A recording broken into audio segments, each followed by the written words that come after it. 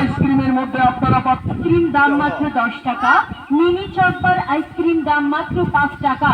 আপনারা পাবেন দুধ মালাই দাম মাত্র 5 টাকা, দই কুলফি আইসক্রিম 5 টাকা, কাপ মিল্কবার আইসক্রিম মাত্র 2 টাকা, কুলফি মালাই পাচ্ছেন মাত্র 5 টাকা, নারকেলের মালাই মাত্র 5 টাকা।